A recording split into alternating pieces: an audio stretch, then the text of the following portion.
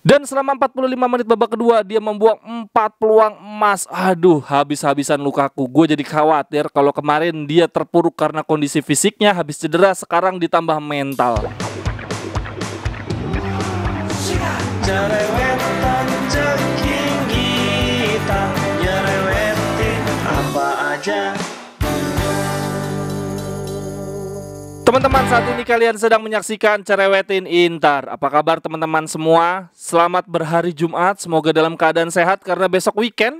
Nah, hari ini gue mau ngelanjutin cerewetan gue tentang perjalanan para pemain Inter di Piala Dunia Qatar.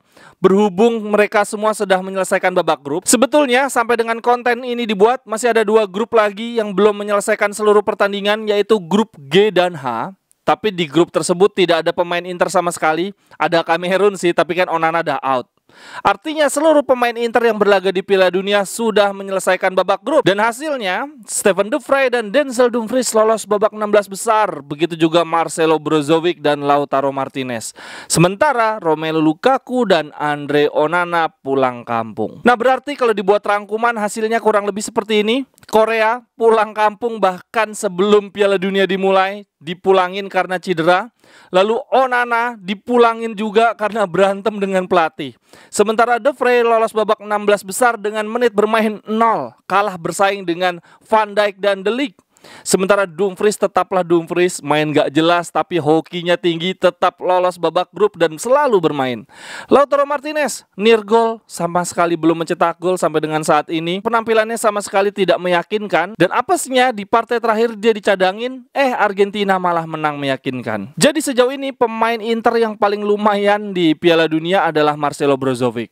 Di match pertama dia bahkan mendapatkan rating paling bagus dibandingkan 2 gelandang lainnya ya, Luka Modric dan Kovacic.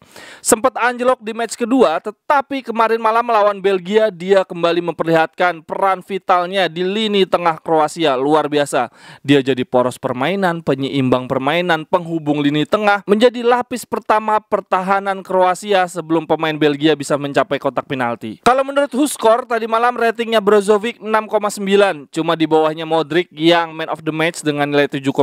Sementara Kovacic 6,8. Sementara menurut SofaScore nilainya Brozovic 7,3. Di bawahnya Modric yang nilainya 7,7, tetapi masih di atasnya Kovacic 6,8. Lini tengahnya Kroasia emang luar biasa banget. Ini berarti komposisi pemain Inter selama Piala Dunia. Dari 8 pemain yang dipanggil, 8 ini termasuk Satriano ya. 2 dicoret menjelang pagelaran dimulai, yaitu Korea dan Satriano dicoret sebelum Piala Dunia dimulai. Ada 1 pemain lagi yang dicoret ketika World Cup sedang berlangsung, Andre Onana. Ada 1 yang pulang gagal lolos babak grup, Romelu Lukaku. Itu artinya ada 4 pemain yang lolos ke putaran selanjutnya. Dari 4 itu 1 tidak bermain sama sekali, De Vrij. 1 kehilangan posisi di match terakhir, Lautaro Martinez. Ada 2 pemain yang full bermain 90 menit, yaitu Dumfries dan Brozo. Tapi cuma Brozo yang bermain meyakinkan. Nah, di Cerewetin kali ini gue mau coba kupas satu persatu para pemain Inter. Kita mulai dari yang pertama, Korea yang sudah KO mengibarkan bendera putih sebelum pertandingan dimulai, dicoret. Dia bermain jelek sepanjang paruh pertama musim ini bersama Inter, tetapi hoki banget, tetap dipanggil timnas karena dia punya karakteristik dribble yang oke. Sebetulnya Argentina maupun Inter sangat membutuhkan karakteristik Korea ketika menghadapi lawan-lawan yang parkir bus ya, yang pertahanan Grendel. Itu Korea cocok banget. Dribblenya dia bagus banget untuk menembus pertahanan Grendel. Korea ini dicoret benar-benar di detik-detik terakhir ya teman-teman, karena di uji coba terakhir Argentina sebelum World Cup lawan Unit Emirat Arab, Korea masih bermain dan bahkan mencetak gol. Tapi akhirnya Scaloni mencoret Korea karena dia punya cedera yang kayaknya nggak bakal sembuh ya. Karena katanya Korea merasa nggak nyaman di kakinya, di pahanya ketika selesai pertandingan. Nah, Scaloni mau pemain yang fit 100%. Saat ini Korea sedang latihan dan akan segera kembali ke pemusatan latihan bersama Inter. Tetapi sebelumnya medical staff Inter akan melakukan pengecekan terlebih dahulu. Semoga sehat-sehat aja sehingga bisa dijual. Pemain kedua, Onana. Petualangannya harus berhenti setelah match pertama.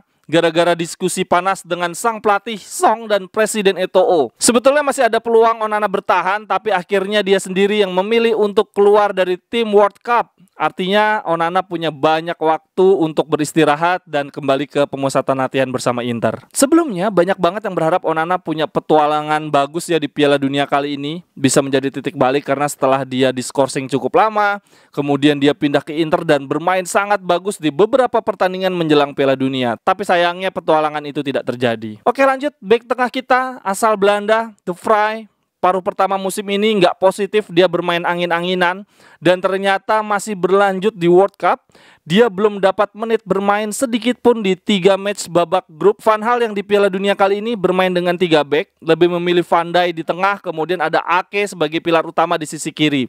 Ada satu posisi di sisi kanan, center back kanan yang diperebutkan oleh De Ligt dan Timber. Sementara De Vrij cuma fasih bermain sebagai center back tengah. Artinya dia cuma bisa bermain ketika Van Dijk kelelahan atau kena skorsing. Van Dijk kan kapten kesebelasan Belanda. Sangat disayangkan ya, gue sebetulnya berharap De Vrij bisa bermain di Piala Dunia kali ini karena dia sangat berpengalaman di timnas Belanda, bermain 59 kali. Di Serie A dia juga pernah dinobatkan sebagai back terbaik, tapi kali ini benar-benar jadi cadangan mati. Sebetulnya ada 2 kemungkinan sih. Nggak melulu soal tekniknya De Vrij yang jelek atau De Vrij yang permainannya menurun. Bisa juga karena memang kedalaman skuad back-back Belanda yang lagi hebat-hebat banget musim ini. Lanjut, pemain Inter lainnya yang berasal dari Belanda, Denzel Dumfries. Dumfries tetap menjadi Dumfries, bermain aneh, tetapi selalu menjadi starter di 3 match babak grup dan bahkan selalu bermain 90 menit. Gokil. Dumfries di World Cup kali ini nggak seindah event besar terakhir yang dia mainkan ya, Piala Eropa. Saat itu dia banyak mencetak gol dan assist. Nah, di Piala Dunia kali ini sudah bermain 3 kali, 90 menit pula, dia nggak punya torehan gol dan assist satupun. Menurut gue di 3 match babak grup Dumfries cenderung bermain jelek sih. Ya paling mentok sedang lah. Beberapa kali mungkin dia melakukan pergerakan bagus, tapi selebihnya jelek banget. Selanjutnya yang mau gue cerewetin adalah Romelu Lukaku.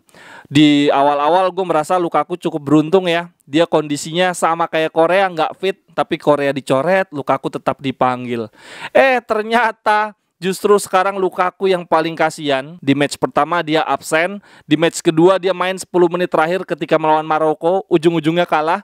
Dan di match ketiga tadi malam lawan Kroasia dia masuk di menit 46 ya, di pertengahan babak kedua menggantikan Martens. Dan selama 45 menit babak kedua dia membuang 4 peluang emas. Aduh, habis-habisan Lukaku. Gue jadi khawatir kalau kemarin dia terpuruk karena kondisi fisiknya, habis cedera, sekarang ditambah mental. 4 peluang yang dibuang oleh Lukaku, pertama kena tiang, tendangan kaki kanan, kemudian ada sundulan melebar, lalu ada yang kayak didorong pakai dada terlalu pelan, dan yang terakhir tendangan juga melebar. Tapi kalau kita mencoba objektif harus diakui sih, ini bukan kesalahan Lukaku sepenuhnya. Dia itu kan nggak siap secara fisik dan mental. Sebelum Piala Dunia dia benar-benar banyak cedera. Di Chelsea juga dia hancur secara mental. Dan ini tetap dipanggil di kompetisi selevel Piala Dunia jadi andalan pula. Jadi memang secara fisik dan mental Lukaku nggak siap. Dan benar ketika dia dimainkan sekarang dia hancur total. Selanjutnya tandem dari Lukaku yaitu Lautaro Martinez.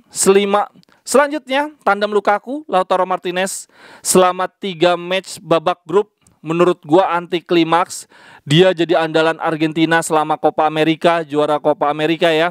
Dia juga jadi andalan Inter selama paruh pertama musim ini. Efeknya selama di Inter dia nggak pernah istirahat, dan begitu juga ketika jeda international break selalu bermain 90 menit untuk Argentina. Hingga akhirnya isu yang melekat pada Lautaro Martinez adalah kelelahan. Di match pertama Argentina di grup ketika kalah lawan Arab Saudi, Lautaro Martinez dimainkan. Di babak pertama cukup bagus, dia menghasilkan 2 gol yang dianulir wasit, tapi di babak kedua dia melempem total. Di match kedua makin melempem lagi, sehingga di match ketiga akhirnya dia dicadangin Scaloni. Argentina malah menang dengan nyaman. Banyak yang bilang setelah match lawan Polandia kemarin, Lautaro Martinez secara resmi kehilangan tempat sebagai striker utama Argentina, kalah dari Julian Alvarez. Tapi menurut gue Lautaro Martinez akan kembali main sih nanti di lawan Australia, karena karakter Lautaro tidak dimiliki oleh penyerang-penyerang Argentina yang lain. Cuma Lautaro doang yang bisa bermain sebagai center forward, sementara yang lainnya Papu Gomez, Angel Korea, Julian Alvarez, itu semua pemain second striker. Terakhir, pemain kita yang paling perform di Piala Dunia, Marcelo Brozovic.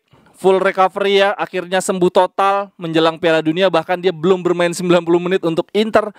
Untuk Kroasia di 3 pertandingan selalu bermain 90 menit. Gue pribadi masih belum melihat level Brozovic yang sesungguhnya. Sepertinya dia belum bugar 100%, masih ada yang kurang lihat permainannya. Tapi ternyata itu pun sudah cukup membuat Brozovic menjadi kunci permainan Kroasia. Menurut statistik di World Cup kali ini, Brozovic jadi pemain tengah yang paling banyak lari menjelajah lapangan dibandingkan pemain lain. Gila. Dengan hasil ini teman-teman, kalau dilihat dari bagannya, aduh apes banget. Argentina, Belanda, dan Kroasia, ini seluruh negara yang ada pemain Inter ya, ada di sisi bracket yang sama, di sisi bagan yang sama, sisi kiri atau sisi atas lah ngeliatnya. Argentina akan bertemu Australia, kemudian Belanda bertemu Amerika Serikat di babak 16 besar. Nah, kalau menang berarti Argentina akan bertemu Belanda di babak perempat final. Kalau Kroasia bisa menang lawan Brazil, berarti Kroasia akan menghadapi pemenang antara Belanda dan Argentina.